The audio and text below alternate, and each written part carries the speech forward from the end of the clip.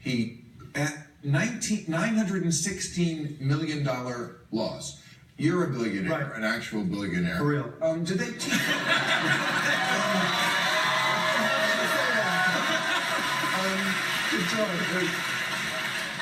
Did they teach losing $1 billion a year in business school? That's crazy. So first of all, when you look at that tax return, it shows he didn't have $1 billion in cash, right? You can work backwards from the amount of tax and interest that he earned and all that kind of. So first, that means if he didn't have it to lose, so he had to borrow it. So not only did he lose it, but he lost somebody else's money. I mean, well, that's how the fuck do you do that? Yeah, he's been doing that his whole life. You got to remember how he lost it.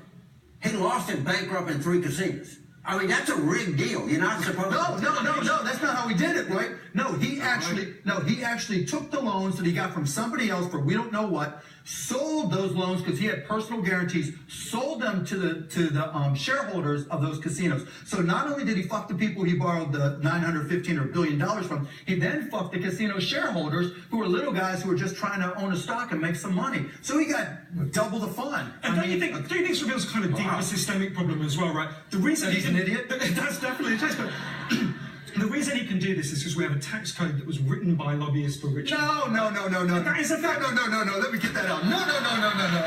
You know, John, that's not true. Definitely true. You don't have a tax code that was written for rich people? I know you're a non-evil billionaire, but that's just I'm not defending him at all, but let me just say, I've taken net operating losses forward, right? I've used that opportunity, but let me tell you where I did it. I made an investment in companies that just didn't work out. And if you get rid of being able to carry forward a net operating loss, you're going to have people who would have taken chances that might not take those risks. And so while some of my companies didn't work, unlike Donald Trump, I have had more than 100 that have created more than 300 millionaires that have created a ton of jobs. So there is a value to it, but the way they did it for the real estate, that part was wrong. How about the fact that his Giuliani and Chris Christie, his Goebbels and Boris,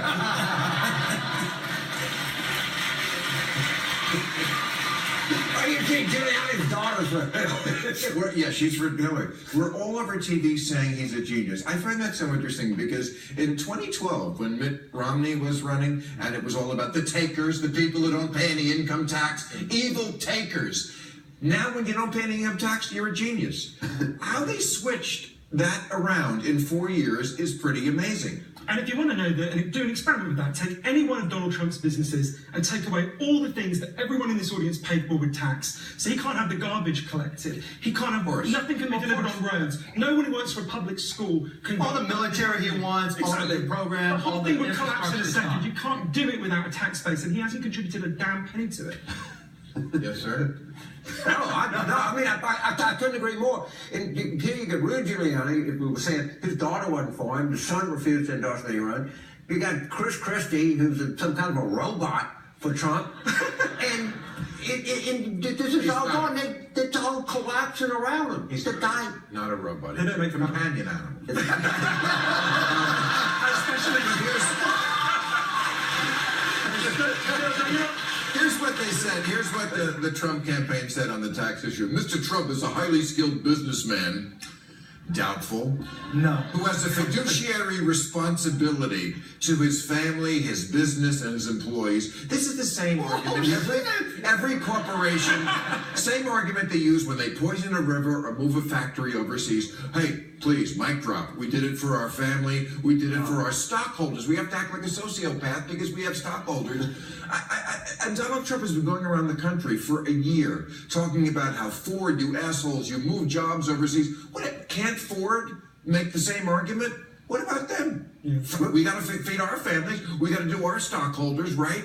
Well, Ford's actually running a company, trying to make money, adding jobs, creating a product. Actually, but Trump is in nothing. Trump is in their face when they do things. But just to be fair to Ford, because I drive a Ford F-150, the CEO said they were actually adding jobs in America.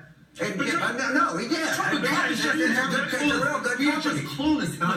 Don't you especially love the argument when he says, well, I'm the guy to fix this because I'm the one who worked the system? It's like, where else do we apply logic? Do we say, I don't know, that Bill Cosby should be put in charge of the rape squad? Because that's absurd.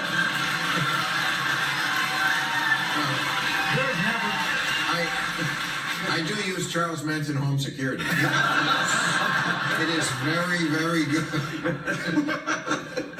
But, you know, usually people who are good at business, like Warren Buffett, I've never heard him lose money.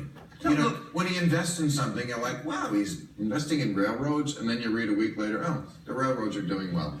And here's all you need to know about Donald He's not Trump. a good business. He's horrible. Here's how you know, right? Has there been anybody who's come forth and said, Donald Trump was a great mentor to me. I learned so much. It helped me build my business. Has there been anybody who's come forward? Say that. Well, has there been anybody who's come forward and said, you know what? Yeah.